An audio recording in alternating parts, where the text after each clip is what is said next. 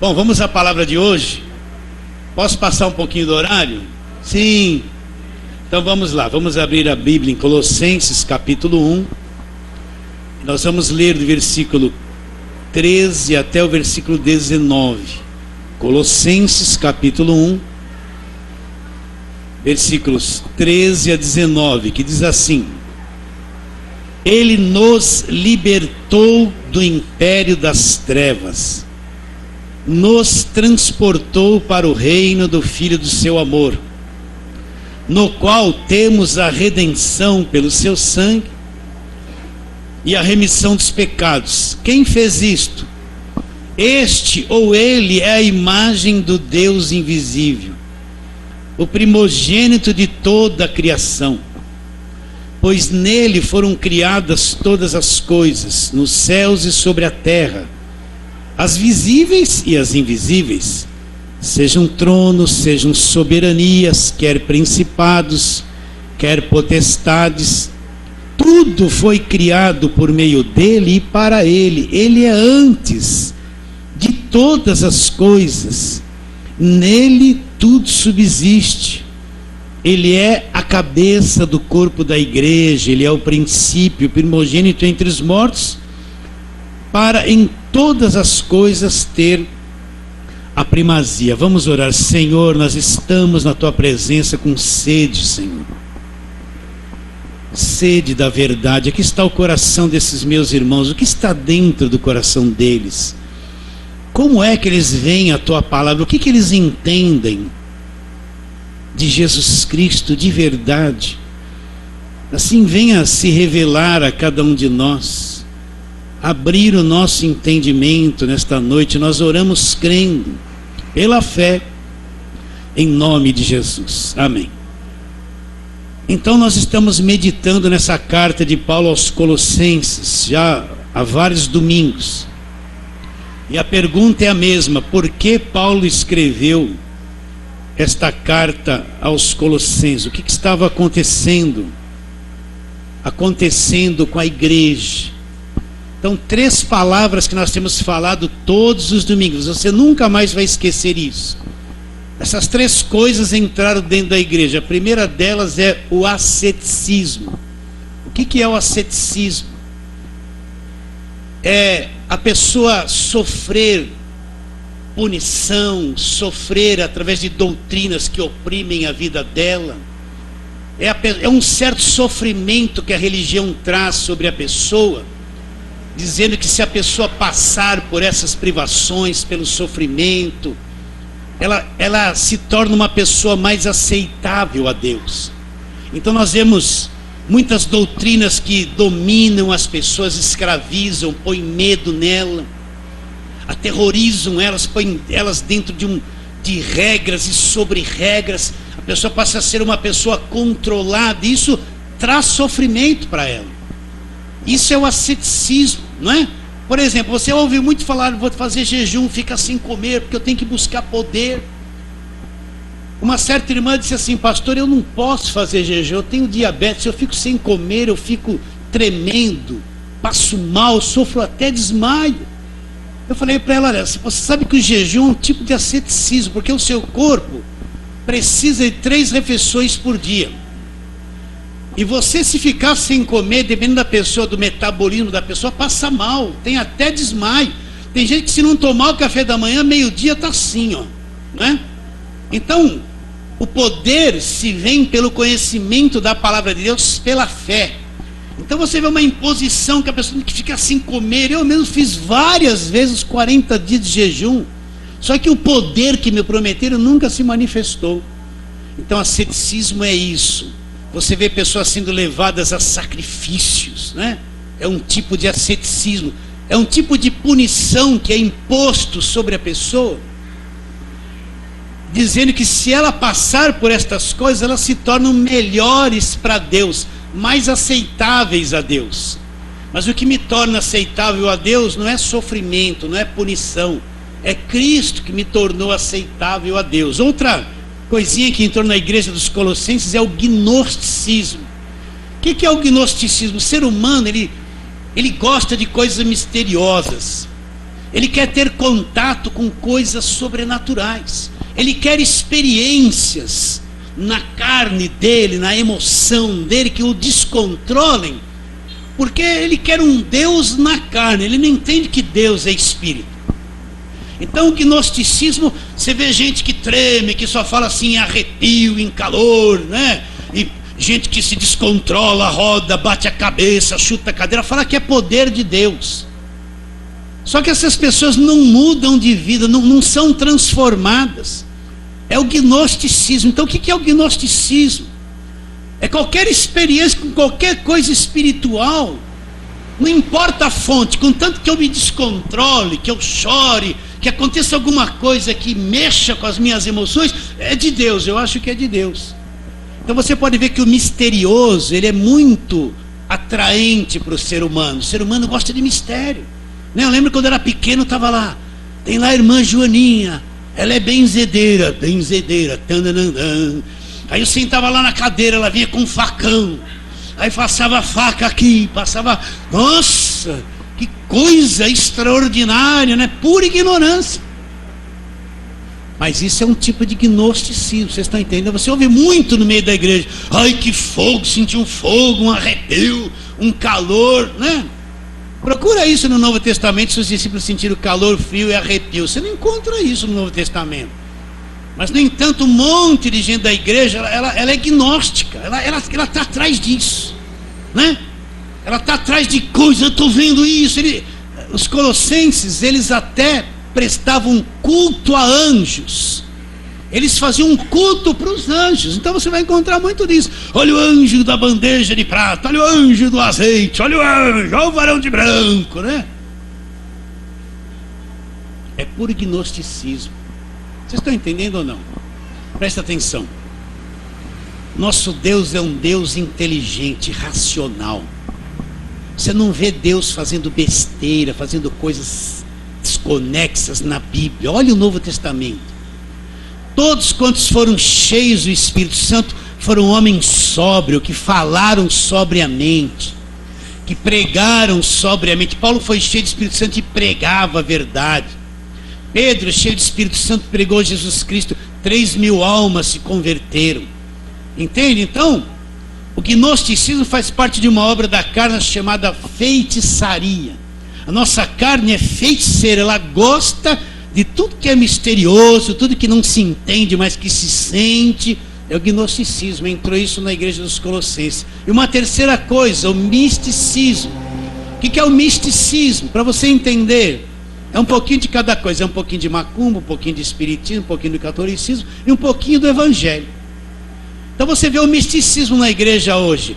É sal grosso, agorada, rosa ungida, é tudo quanto é tipo de azeite que existe, é tijolinho da vitória, chavinha da casa própria, é paninho que representa a veste de Jesus, é banho de descarrego, é óleo de tudo quanto é marca que existe, é terra santa, água do Rio Jordão.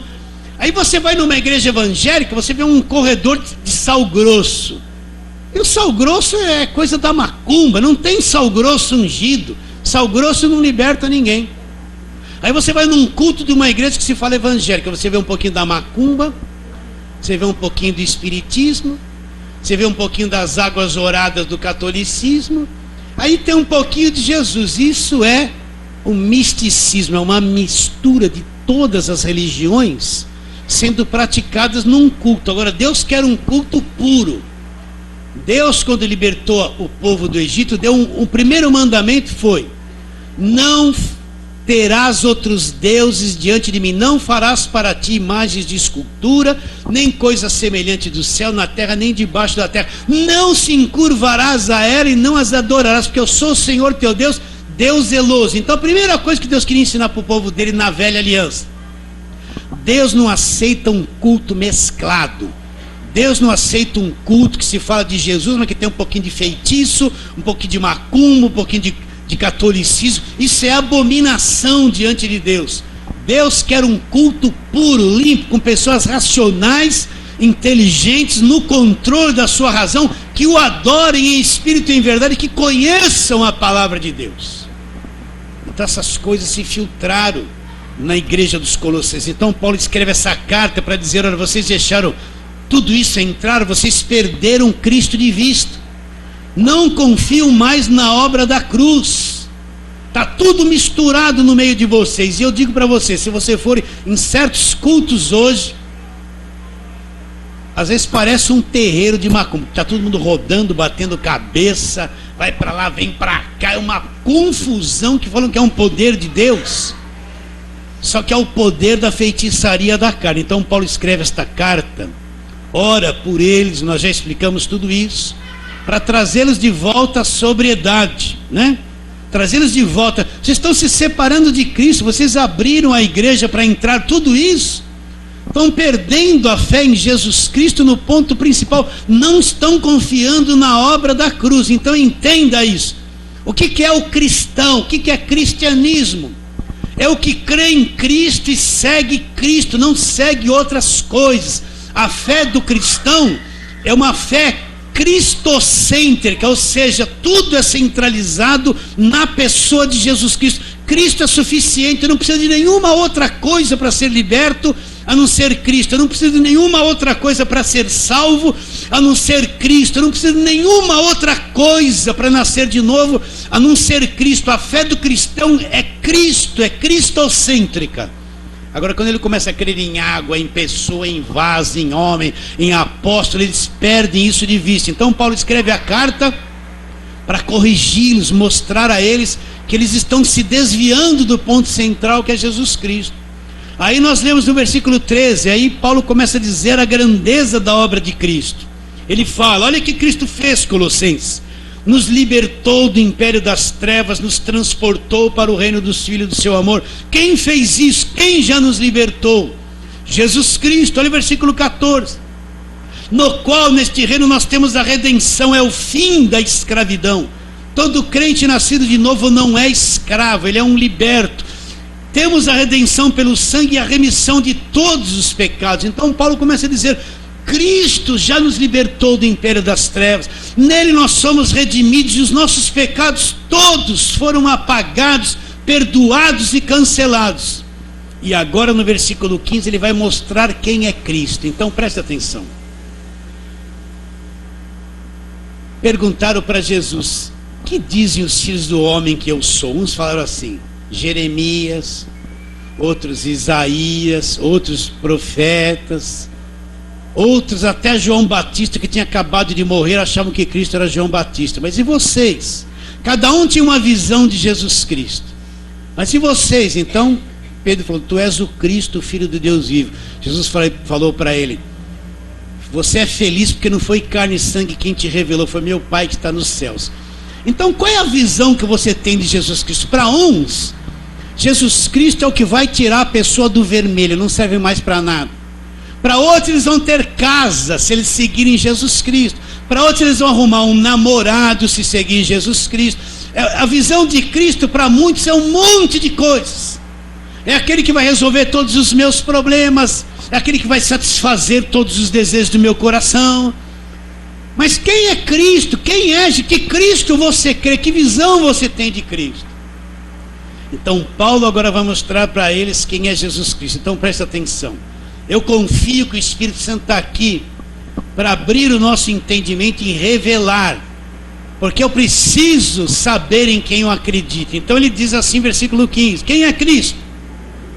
Ele é a imagem do Deus invisível, ou seja, Cristo é a parte visível de Deus. Eu não posso ver Deus, ter uma visão de Deus, se eu não tiver uma visão de Jesus Cristo. Eu não posso compreender Deus se eu não compreender quem é Cristo. Eu não posso ter uma visão clara da grandeza de Deus se eu não enxergar Cristo, porque Ele é a parte visível de Deus. Tomé disse: Senhor, mostra-nos o Pai. Jesus disse: há tanto tempo estou convosco, você não tem visto? Quem vê a mim, vê o Pai. Eu e o Pai, ele disse, somos um. Então quando você vê Jesus curando, pregando o evangelho, purificando o leproso, expulsando os demônios, multiplicando o pão, tendo controle sobre o mar sobre o vento, sobre as águas, quando você vê Jesus andando por sobre as águas, quando você vê Jesus perdoando, quando você vê que Jesus nunca pôs doença em ninguém, ele pôs doença em alguém? Não. Então, conforme eu vou lendo os evangelhos, eu vou vendo quem é Cristo. Ele andou sobre o mar. Mande esses apóstolos de hoje andar sobre o mar. Quero ver. Quero ver ele chegar lá diante do mar agitado e falar: mar, acalma-te. Só Jesus fez isso. Controlou o mar pela sua palavra. Estão lá, aquele barquinho está subindo e descendo. Senhor, nós vamos perecer, o Senhor não vai fazer nada. Jesus acordou, falou: calma, calma. E tudo ficou calmo. Quem vê a mim, vê o Pai. Lázaro morto de 4 dias, cheirando mal. A irmã Marta disse: Senhor, já cheira mal de 4 dias. Ele disse assim: se você acreditar, você vai ver a glória de Deus. Veja Jesus, ele chegou lá: Lázaro, vem para fora. Lázaro estava envolto em faixa, ele não veio assim, ó. Ele veio pairando assim, ó. Saiu para fora, desenrolá-lo, ele estava vivinho, não estava? Quem vê a mim, vê ao Pai. Aquela filha de Jairo estava morta. Não, Lázaro, eu não falei a palavra certa. Filha de Jairo estava morta. Jesus falou: não chores, ela não está morta, mas dorme. Deram risada dele. Ele chegou lá, o que ele fez? Menina, levanta-te. A menina estava morta e levantou. Vocês estão entendendo? Deram 5 pães e 2 peixes para ele. Ele manda sentar todo mundo, 5.000 homens, sem contar mulheres e crianças. Devia ter mais de 10.000 pessoas, contando mulheres e crianças, que são em números maiores.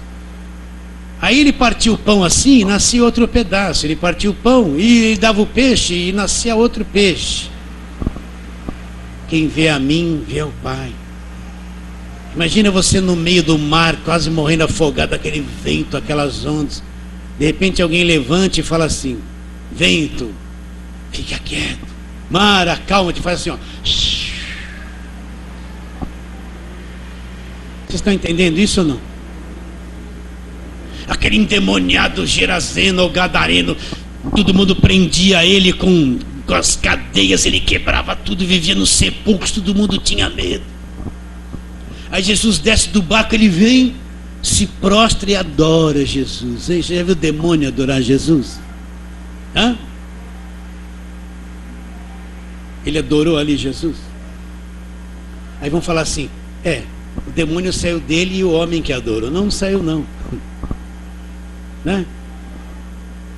Viestes antes do tempo para perder-nos.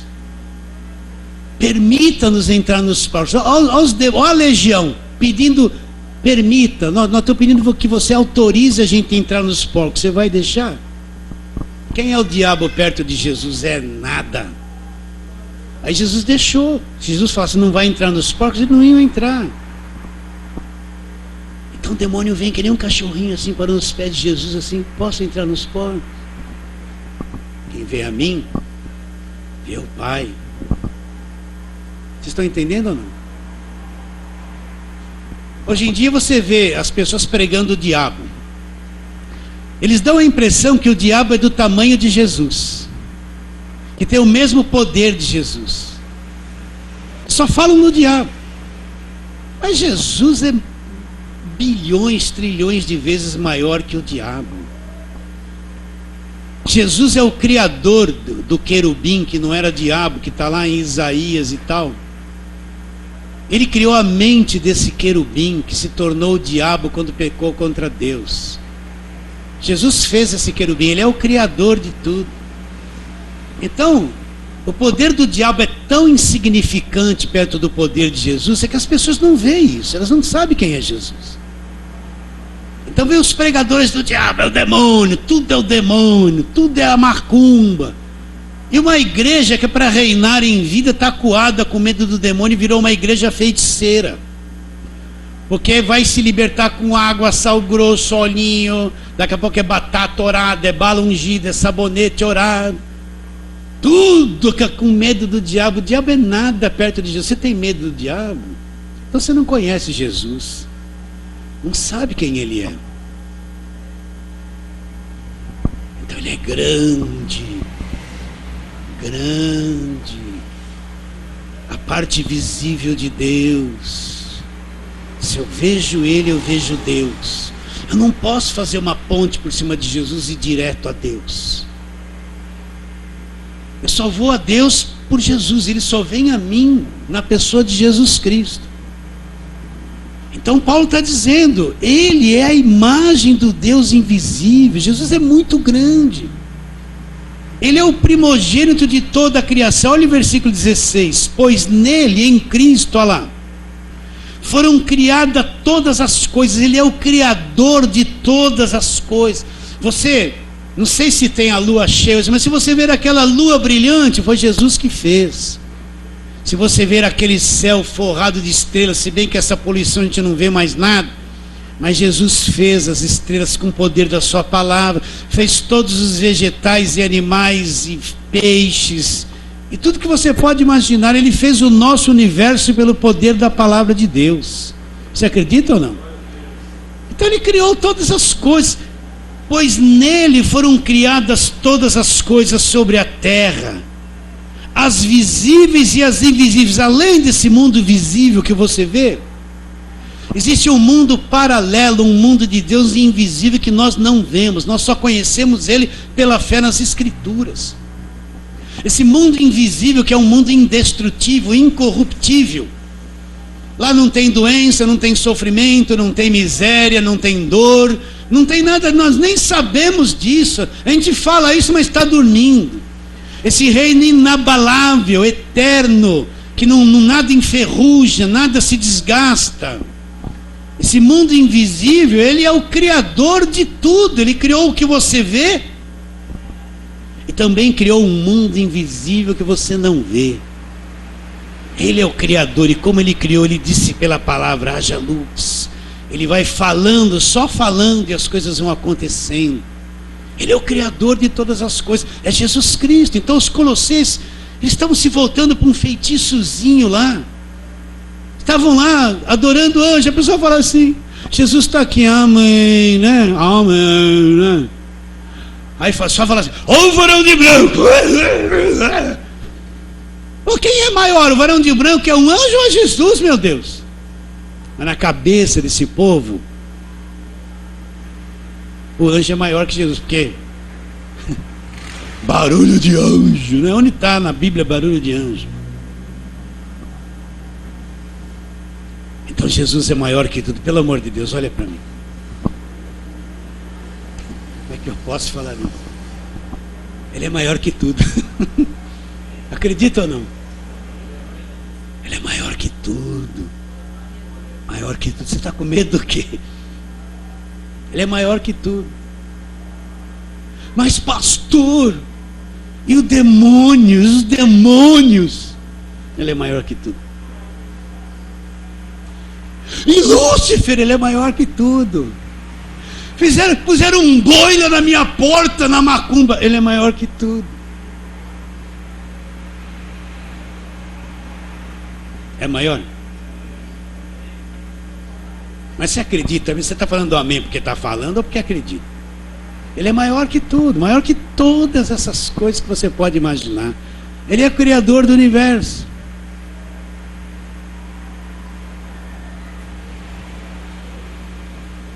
Ele é maior que tudo. Ele é maior que tudo. Ele é maior. Ele é maior que tudo. Ele é maior que tudo. Maior que tudo. Meu Deus do céu, será que você acredita? Ele é maior que tudo. Maior que todas as coisas. Pois nele foram criadas todas as coisas, as visíveis e as invisíveis. Sejam tronos, sejam soberanias, quer principados, quer potestades. Tudo foi criado por meio dele e para ele. Ele criou tudo para ele. Olha lá, ele é antes de todas as coisas. Antes de todas as coisas, ele já existia. Ele é Deus. Ele é antes de todas as coisas. E nele tudo subsiste. Então presta atenção. O que mantém essa lua lá, o que mantém a rotatividade da Terra em volta do Sol, o que mantém aquele Sol queimando e não se acaba, né? O que mantém as estrelas, o que mantém a semente se reproduzindo, o que mantém o nosso sistema? A palavra dele, ele é o sustentador, nele tudo subsiste. Então, ele é o centro de tudo, que sustenta todas as coisas, que controla todas as coisas, neles tudo subsiste. Então, ele não está nada fora de controle do seu poder, nada. Nossa cabeça não entende isso, mas não tem nada fora do seu senhorio, da sua administração, nada. Vamos ler outro texto aqui, depois a gente volta para esse Colossenses, né? Vamos lá para o Hebreus, capítulo 1. Então, Hebreus capítulo 1, o escritor escreve essa carta para os hebreus, que eram os judeus, que estavam se convertendo, estavam saindo da lei para o evangelho. E ele começa dizendo logo assim no versículo 1, olha lá.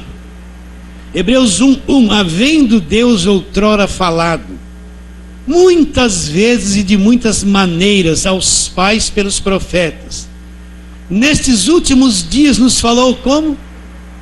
Pelo Filho, a quem constituiu herdeiro de todas as coisas, pelo qual também fez o universo. Então, como que Deus falou na velha aliança? Falou aos pais pelos profetas.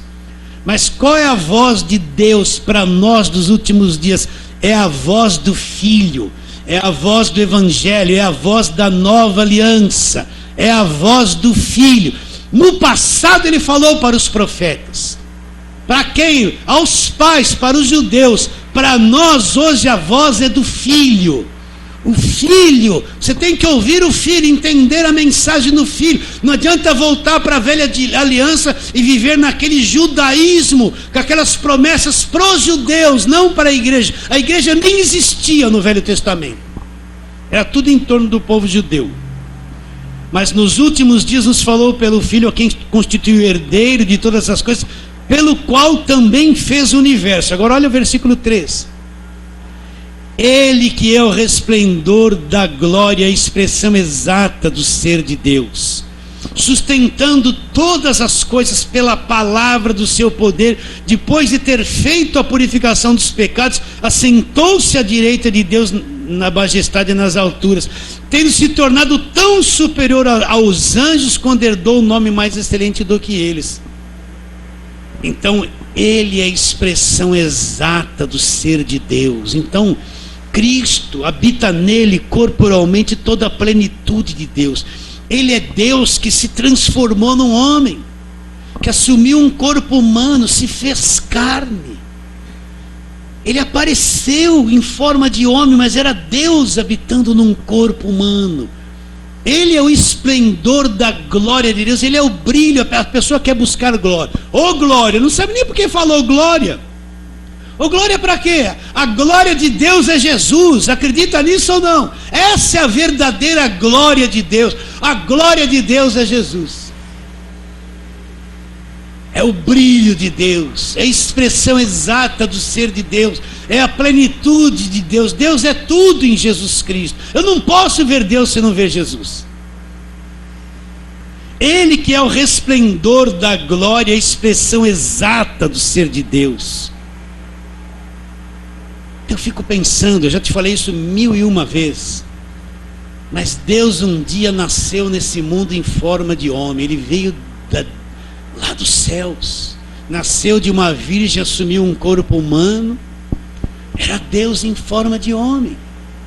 No monte da transfiguração, ele subiu com aqueles discípulos, e a Bíblia diz que ele se transfigurou lá, ou seja, o rosto dele brilhou como o sol, e as suas vestes brilharam como a luz. Aquele Deus que habitava naquele corpo, aquele ser resplandecente que estava naquele corpo, se permitiu aparecer o que estava dentro em forma de luz, e ele brilhou, e Pedro e João eles viram aquela coisa acontecendo no Monte da Transfiguração. Aquele Deus, o que é se transfigurar? É mudar de forma. Então ali no Monte da Transfiguração, o Deus que estava ali em forma de homem, deixou sair só um pouquinho do brilho dele. Então o rosto dele brilhou como o sol, e as vestes brilharam como luz resplandecente. Então pensa nisso.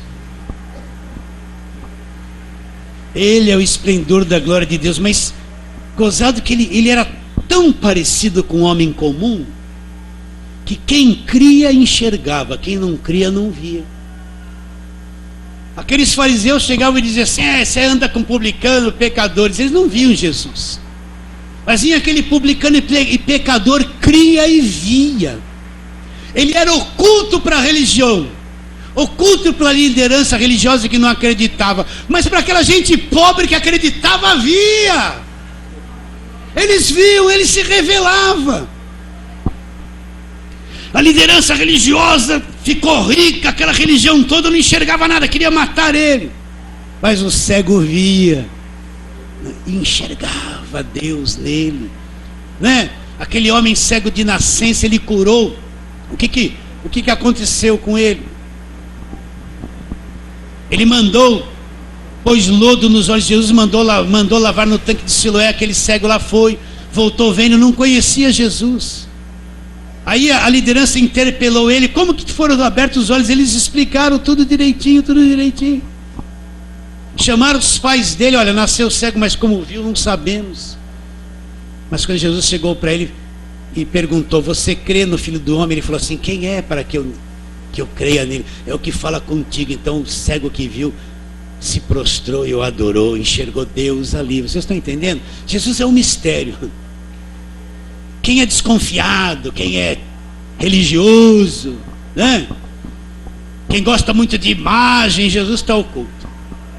Mas se um desses voltar ao coração, eles vão enxergar Jesus, vão ver que Jesus é Deus de verdade, vão ver o que nunca viram. Por isso Jesus só é conhecido por revelação. Só é conhecido por revelação. Ele que é o resplendor da glória, a expressão exata do ser de Deus, sustentando todas as coisas pela palavra do seu poder. Depois de ter feito a purificação dos pecados, assentou-se à destra da majestade nas alturas. Então, meus irmãos, o que Paulo está dizendo? Colossenses, vocês deixaram essas coisas entrar na igreja. Vocês perderam Cristo de vista. Ele é o Criador, é o sustentador, é a expressão exata do ser de Deus. Ele é o Criador do mundo visível, é o Criador do mundo invisível. Mas quando a igreja deixa entrar esse misticismo, o homem crê mais na água do que em Jesus Cristo. Fica cego para a obra da cruz, fica cego para Jesus Cristo. Vamos ler lá Filipenses? Vamos lá, Filipenses.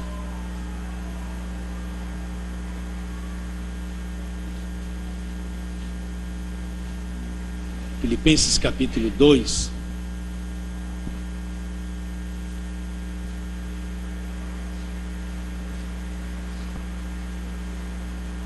Ele diz, versículo 5: tem de vós o mesmo sentimento que houve também em Cristo Jesus, pois ele, subsistindo em forma de Deus, não julgou com usurpação ser igual a Deus, antes a si mesmo se esvaziou, assumindo a forma de servo, tornando-se em semelhança de homens, reconhecido em figura humana. A si mesmo se humilhou, tornando-se obediente até a morte e morte de cruz. Agora eu quero que você entenda isso. Pelo que também Deus o exaltou sobremaneira, Ele deu o nome que está acima de todo nome. Então, o nome de Jesus está acima de todo nome. Você, qualquer um que crê, tem autoridade no nome de Jesus. Não é só o pastor que é o bom, só ele é o bom que tem oração forte. Não é só o apóstolo que é o bom, só ele é o bom. Não é o pastor que chega a ter oração forte. Não, qualquer um que crê no nome de Jesus tem o poder do nome dele, acredita? Então ele fala assim, ó: pelo que também Deus o exaltou sobremaneira, Ele deu o nome que está acima de todo nome, para que ao nome de Jesus se dobre todo o joelho nos céus, na terra e debaixo da terra, toda língua confesse que Jesus Cristo é o Senhor, para a glória de Deus. Então ao nome de Jesus se dobre todo o joelho. Aonde? Nos 3 níveis, nos céus, nos céus todo o joelho tem que se dobrar. Os serafins, os querubins, os anjos e arcanjos se dobra diante de Jesus Cristo. Na terra todo joelho tem que se dobrar, e debaixo da terra, pode falar que é os demônios, tem que se dobrar, todo tem que se dobrar diante do nome do Senhor Jesus. Tem ou não? O nome dele está acima de tudo. Por isso ele disse: vai em meu nome, pregue o evangelho em meu nome. Vai! Agora você vai em meu nome, acredite nisso. Então o nome dele está acima de todas as coisas. Agora pensa assim numa pessoa pequena como nós. Aí você fala assim: Senhor Jesus, com fé. O universo reconhece. Ah, pastor, eu não fiz 40 dias de jejum, não preciso. Eu não fiz o sacrifício. Isso é engano.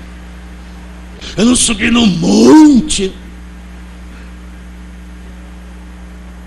Você acredita no nome de Jesus? Então se você falar assim, Senhor Jesus, como eu estou falando com fé, o universo todo reconhece o que você está dizendo. Você acredita ou não? Que o universo todo tem que se dobrar diante de Jesus Cristo. Ele é o Criador do universo. Por que o mar obedecia a ele? Reconhecia. Quando ele falava assim: mar, acalma-te, o mar olhava assim, não sei como. É o Criador. Aí o mar estava lá nervoso: mar, acalma-te, o mar. É o Criador, tinha que obedecer. Não tinha? Quando ele ordenou que o pão se multiplicava, tinha que obedecer, porque é o Criador ordenando.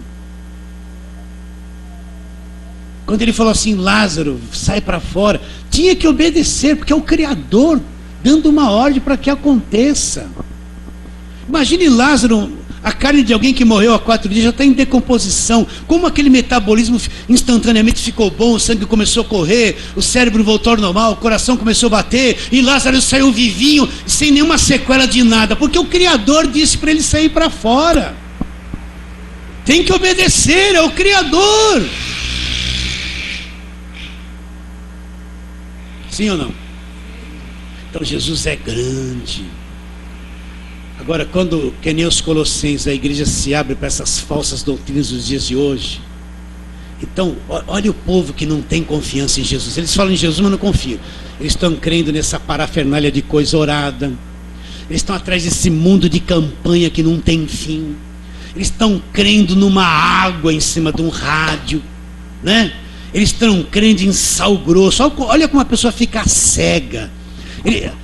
Dão uma chavinha desse tamanho aqui, que é uma chavinha torta de plástico. Ele acredita numa chavinha que vai abrir a casa dele, o milagre da casa própria. Ele acredita. Dão uma rosinha cortada da roseira morta, ele acredita que a rosa é ungida e vai resolver o problema. Olha como eles ficam numa ignorância, num abismo profundo, numa fé cega, sem sentido. Se você olhar o coração deles, eles estão com medo, estão inseguros, estão com medo do diabo, estão aterrorizados pelos seus líderes, que só falam do diabo e de mandingue, de macumba o tempo todo na igreja deles. Então, são aterrorizados, não tem paz no coração, não tem nem convicção se são salvos.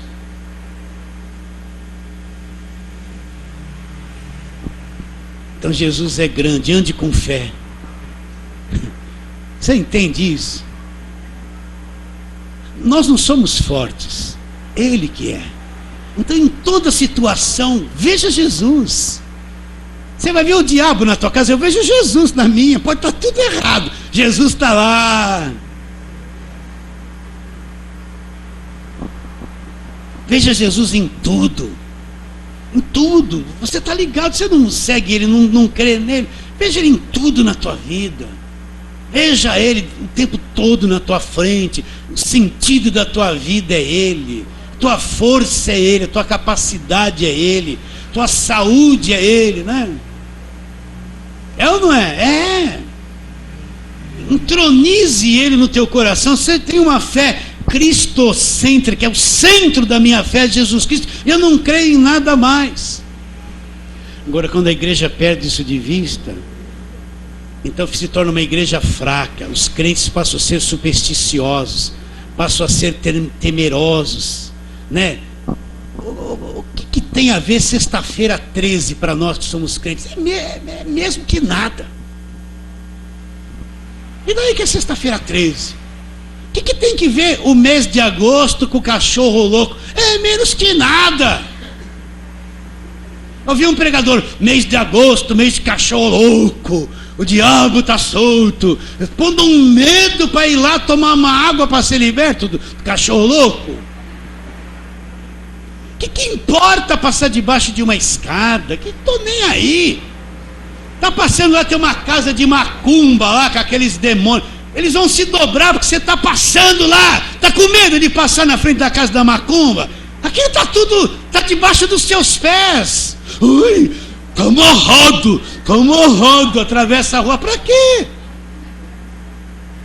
Porque você não crê em Jesus Cristo como tem que crer. Passa lá, tem um santão com uma vela acesa. Está com medo do quê? Mas o crente supersticioso, ele vai ficar arrepiado, de medo. Meu Deus do céu, será que eu estou em brecha? Estou em brecha. Ai, se eu for orar por aquela pessoa, o demônio vai ceder, ela vai acabar com a minha casa, vai me retalhar. Ela crê nisso, ela não crê em Jesus, ela crê nisso. Tinha um pastor, ele foi expulsar o demônio, está com tanto medo, aí ficou com os olhos meio tortos, porque o demônio olhou para mim e tortou meus olhos. Pelo amor de Deus, isso. Que fé é essa, gente?